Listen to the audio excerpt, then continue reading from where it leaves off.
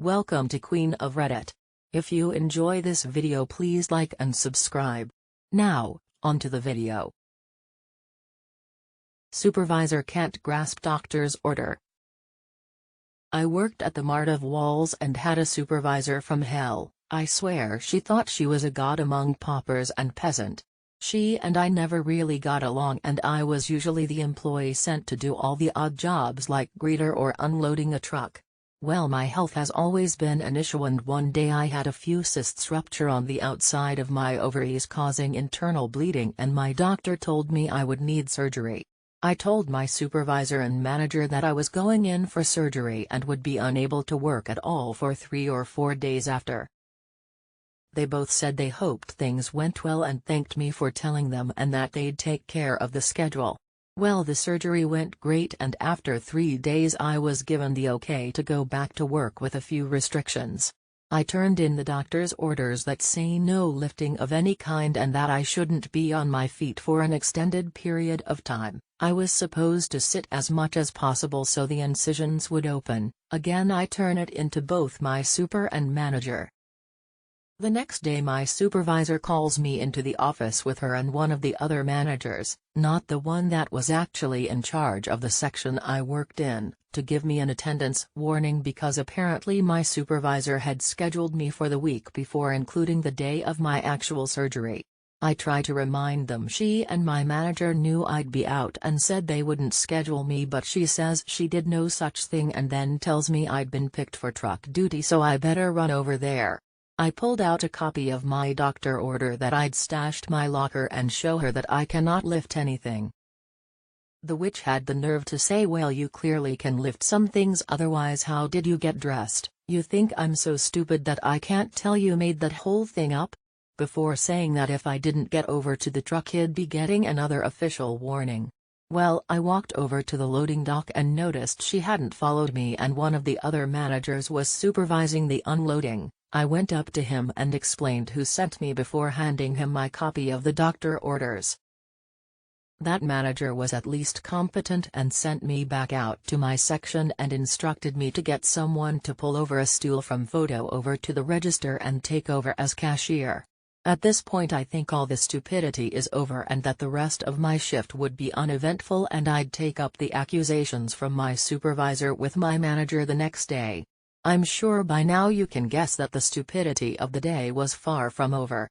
As I'm sitting on the stool checking a customer out and simultaneously helping one of my coworkers set up a straight talk phone, the store phone starts ringing, and when I answer it, I hear my supervisor telling me off for daring to move a stool over to the register and threatening my employment because it had been clearly stated that we weren't allowed to sit while on the floor.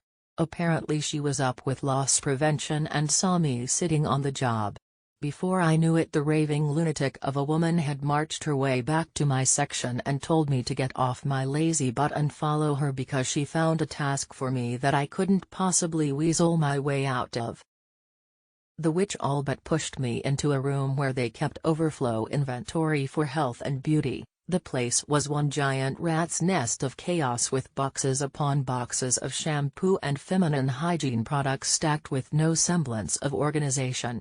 I don't remember exactly what she said verbatim, but I got the gist of it. Since I supposedly had problems with my own ovaries, I should be more than able to work with pads and tampons.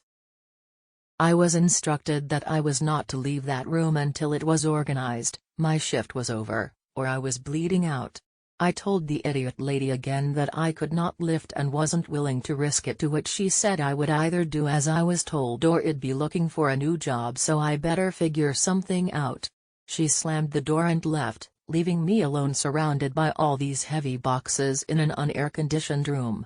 Here's where my malicious compliance and inability to tolerate that woman one more day come in. Now I really wasn't willing to go against doctor's orders and I definitely had no remorse for what I was about to do. This wasn't my first time having a surgery like this. The 4 incisions were small, but 2 had overlapped with old scar tissue from the previous operation, and those 2 had a habit of oozing still. It's funny how adding heat and moisture can make other fluids spread farther. With substances like blood it can make it appear as if there is much more present than there actually is. I'd checked my incisions earlier in my shift, so I knew the gauze definitely had some blood and my plan was set. I looked around for a few minutes and sat down on the floor in the room to sweat and waited. I think I should mention that at this point I had already decided to quit. About 15 minutes before my shift ended and about an hour since I'd been put in the room, I got up and left looking for the world's worst supervisor. When I found her, she was in the back and snapped that I'd better have finished already if I was out and about this far ahead of schedule. I calmly told her I had just come back to get some fresh gauze from my locker. She rolled her eyes and told me to give up with the whole surgery bit because there was no way it was true. The woman followed me to my locker and stood by me, literally tapping her foot. What I hadn't quite expected was her following me to the bathroom. Apparently she didn't expect to see what appeared to be blood-soaked gauze when I lifted my shirt. The heat and my sweat worked magnificently and it looked like I'd been bleeding heavily. There were a few trails where beads of sweat had taken some of the dried oozing stuff with it. She almost immediately began backpedaling, saying she didn't know I'd had any restrictions from surgery and demanded I go before the store manager. I showed him the doctor note. She said she didn't get one. I told him to ask one of the 3 managers who had seen said note. She says I only showed them and didn't inform her. The manager that gave me my attendance warning says otherwise. She says she didn't ask me to do anything that went against it anyhow. Manager that supervised the truck unloading calls her bluff. He explains what he told me to do and she tries to say I didn't do what he said. I remind her that she called from the LP office and said I'd be fired if she saw me sitting again. Then came the finale. I tell the store manager where I'd spent the last hour and how I was instructed not to leave until I'd organized it unless my shift was over or I was bleeding out at the risk of losing my job. I then inform them all that I was quitting immediately since I'd clearly left the room early and I would rather leave on my own terms. The store manager tried apologizing, but I politely told him that I wasn't comfortable working beneath supervisors who not only ignored authentic medical restrictions but accused their employees of lying about and forging the documentation of those medically necessary requirements. Thank you for watching.